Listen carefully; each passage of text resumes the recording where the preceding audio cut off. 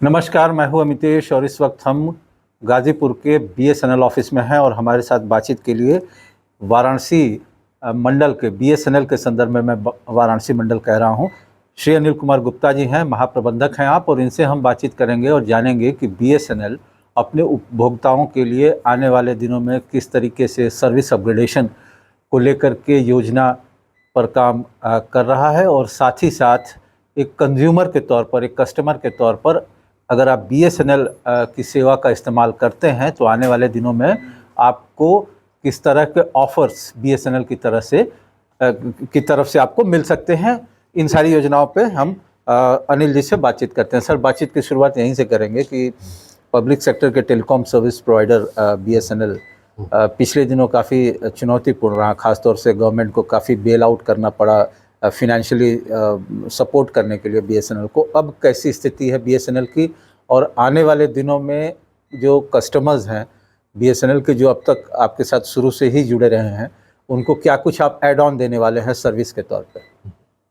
Telecom sector ये कहें कि सभी के लिए चुनौतीपूर्ण रहा था। कई सारी टेलीकॉम कंपनियां बंद भी हो गई थी, बट बीएसएनएल जो ये कहें कि संघर्ष करता रहा, या सरकार ने इसकी क्षमता या बाकी उपयोगिता पहचानते हुए स्ट्रेटजिक का दर्जा दिया, और जो पैकेज दिया, पैकेज के साथ साथ ये भी तय किया गया कि बीएसएनएल को 4G स्पेक्ट्रम देंगे, और बीएसएनएल जो है देश में ही निर्मित तकनीक 4G तकनीक जो उपकरण है 3-4 देशों के पास ही हैं। अच्छा। सभी देश के पास 4G उपकरण बनाने की तकनीक भी नहीं है, और वहाँ बनता तो वो कैसे भी फिर नहीं आउटसोर्स करके मंगाते हैं उस टेक्नोलॉजी को? हाँ, तो बाकी सब विदेशी तकनीक इस्तेमाल कर रहे हैं। तो हमारी देश में ही जो तकनीक का निर्माण हुआ या डेवलप किया गया, उसी से हमारे देश में ही इक्विपमेंट बन रहे हैं 4G के, वही हम लगा रहे हैं। क्योंकि ये बड़ा लंबा समय लेने वाला रिसर्च एंड डेवलपमेंट होता है, तो इसमें जो 4G हम लोग लास्ट 2 साल से सुन रहे थे, अंततः हमारे पास ये चीज़ें आना शुरू हो गई हैं। अच्छा। हमने जो ग्रामीण क्षेत्रों में करीब 22 जो कहें टावर पे 4G इक्विपमेंट लगा दिए हैं, और हमारा प्लान ये है कि हम शहरी क्षेत्र में ये सेवाएं जल्दी से जल्दी चालू करें, जिससे कि उपभोक्ता शहरी क्षेत्र में ज़्यादा इस्तेमाल करते हैं वो तुरंत अपना इस्तेमाल करना शुरू करें, उनकी जो एक डिमांड रहती है वो पूरी हो सके। कोई तो टेंटेटिव डेडलाइन बताना? गाजीपुर में हम जो गाजीपुर शहर का जो क्षेत्र है, गाजीपुर डिस्ट्रिक्ट हेडक्वार्टर, ये हम जुलाई तक कवर कर लेंगे। जितने भी 19-20 बीटीएस लगाने हैं, बट बीटीएस लगा के हम पूरे क्षेत्र को कवर करके ये कहें कि गाजीपुर में हमारी 4G सेवा इस महीने के आखिर तक शुरू हो जाएगी। तो 4G सर्विस अवेल करने के लिए अगर कोई कस्टमर है, उसके पास बीएसएनएल का सिम है, तो उसे करना क्या होगा अपनी सर्विस अपग्रेड? अगर उसके पास बीएसएनएल का सिम है और 4G सिम है, तब तो उसे कुछ नहीं करना है, 4G सेट में लगाना है, अपना सेटिंग में जाके 4G वाला ऑप्शन LTE और ये करना है, वो छोटा सा है। लेकिन अगर उसके पास 2G या 3G सिम है, तो उसको अपने सिम को 4G में अपग्रेड कराना होगा। अच्छा। ये काम हम लोग निःशुल्क कर रहे हैं। तो हमारी जो प्रक्रिया है उसके तहत जो CSC या रिटेलर के यहाँ पहुँच के अपना सिम अपग्रेड करा सकता है। उसको हम नया 4G का सिम दे देंगे और वो बदल लेगा, तो उसके नए सिम पे 4G की सेवाएं चालू हो जाएंगी। जैसा कि आपने बताया कि टेलीकॉम सेक्टर में काफ़ी क्राइसिस रहा और बड़े बड़े प्लेयर्स को भी सेटबैक हुआ है।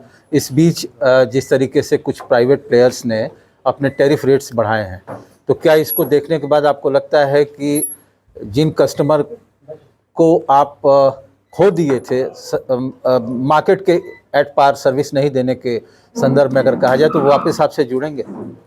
हाँ, बिल्कुल जुड़ेंगे। अगर उनको अच्छी सेवाएं और कम दरों पे मिलेंगी और एक रिलायबल कंपनी से मिलेंगी, तो डेफिनेटली जुड़ेंगे। लोगों को निश्चित रूप से पुराना दौर भी याद होगा और आने वाला जो दौर है उसे भी याद रखेंगे।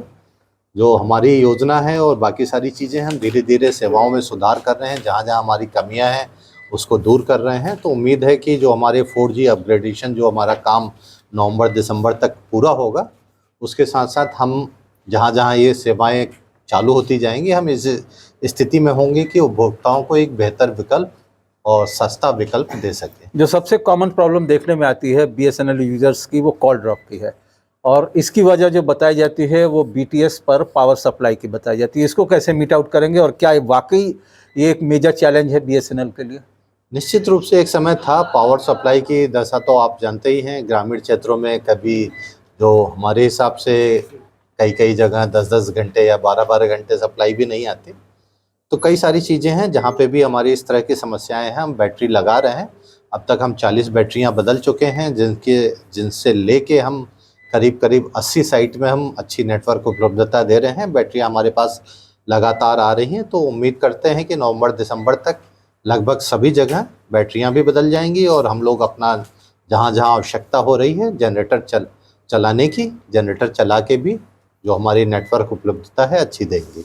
यहाँ तक मैं रिकॉल कर पा रहा हूँ कि बीएसएनएल और जो एमटीएनएल जो आपकी सब्सिडरी है ऑपरेट करती हैं महानगरों में, तो आप लोग एक टेलीकॉम अदालत लगाते थे जिसमें वन टाइम सेटलमेंट और इस तरह के तमाम प्रोविजंस रखते थे, वेव ऑफ भी आप करते थे ताकि आपके कस्टमर जो हैं वो आपके साथ कंटिन्यू करें। क्या वो अभी भी ये स्कीम सस्टेन करती है और हाँ, कितना इसका लाभ हुआ आपको? टेलीकॉम अदालत की करती है, लेकिन अभी टेलीकॉम अदालत का जब हमारा नेशनल लोक अदालत वाली चीज़ें शुरू हुई हैं, उसके बाद लगभग हम कोशिश यही करते हैं कि जो भी डिस्प्यूट रिजोल्यूशन है वो नेशनल या राष्ट्रीय लोक अदालत के माध्यम से कर सकें। ये कार्रवाई चलती है, जहाँ पे भी हम अपनी तरफ से नोटिस भेजते हैं। हमारी तरफ से उपभोक्ताओं की लगभग ना के बराबर ही कंप्लेंट या इस तरह की आती है। अगर कोई कंप्लेंट आती है तो उसका त्वरित निस्तारण, अगर वास्तव में उसका खराब रहा है तो उतने टाइम का रिबेट दे के या जिस भी तरीके से कर सकते हैं वो हम करते हैं। जैसा कि आपने गाजीपुर के लिए एक डेडलाइन बता दी, आपके सर्किल वाराणसी सर्किल के अंदर जितने भी जनपद आते हैं, कितने 10 जनपद आते होंगे? 6 जिले हैं। 6 जिले हैं, हम ठीक है। इसी में दिसंबर तक पूरा कर देंगे। दिसंबर तक सभी जगहों पे आप 4G सर्विस दे पाएंगे। 5G के लिए क्या प्रोविजन है? क्योंकि फिर अब फीड आउट होती टेक्नोलॉजी 4G को माना जा रहा है ज़्यादातर मार्केट में। हैंडसेट भी 4G तकनीक अगर बात करें तो मार्केट में अगले 5 से 7 साल तक इसको बने रहना है। 5G की अभी वो डिमांड नहीं है। अगर आप देखते हैं कि जो प्राइवेट कंपनियां बहुत तेज़ी से 5G लगा रही थी, अब उन्होंने शायद ये काम बंद कर दिया है। ऐसा क्यों है? मार्केट सैचुरेट कर रहा है? मार्केट सैचुरेट नहीं कर रहा है, लोगों के पास इसकी डिमांड नहीं है। देखिए, लोग जिस काम के लिए इस्तेमाल करते हैं उस काम के लिए जो स्पीड चाहिए आपको 10 Mbps, 5 Mbps, 7 Mbps live streaming देख रहे हैं या HD वीडियो देख रहे हैं, उसके लिए इतनी काफ़ी है।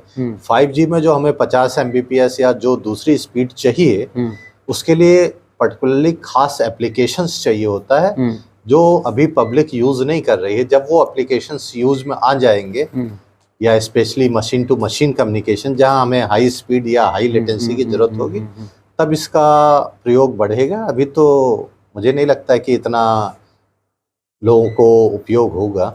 थोड़ा मैं अपने व्यूअर्स के लिए समझना चाहूँगा, जैसा कि आपने बताया कि कॉमन कंज्यूमर जो है या कॉमन जो एक बीएसएनएल का या एक सामान्य किसी भी सर्विस प्रोवाइडर का उपभोक्ता है, उसको जितनी बैंडविड्थ या जितनी इंटरनेट स्पीड चाहिए वो अभी अवेलेबल है 4G पर।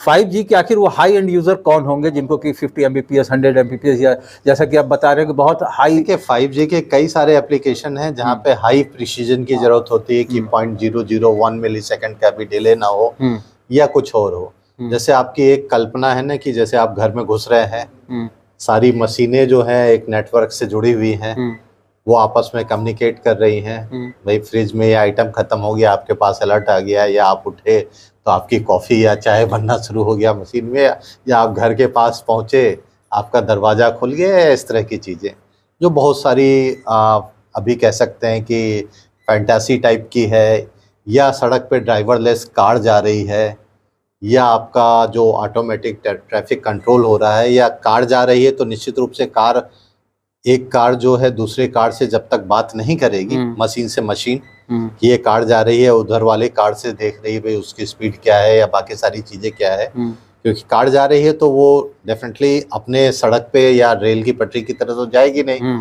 अगल बगल की कार या जो भी मुड़ रही है, कहाँ मुड़ रही है, कैसे जा रही है, सारी चीज़ों पे इम्पैक्ट पड़ेगा। लाइट क्या है, या ये सारी बहुत चीज़ें हैं जो आने वाले भविष्य वाले समय की हैं। अभी लोगों के पास या भारत में कहें या बाकी जगह भी कहें तो उतना यूज़ नहीं है। अंतिम सवाल, 4G का अगर सिम कोई आपका कस्टमर अपग्रेड करा लेता है तो क्या उसे खास तौर के किसी कॉन्फ़िगरेशन की डिवाइस चाहिए, टेलीकॉम डिवाइस चाहिए, या नॉर्मल जो भी 4G फोन देखिए, होगा जो उसमें ऑपरेट करेगा? शहर में चालू कर रहे हैं हमारी कैटेगरी बी की है, जिसमें हमारे दोनों बैंड है 700 और 2100 भी।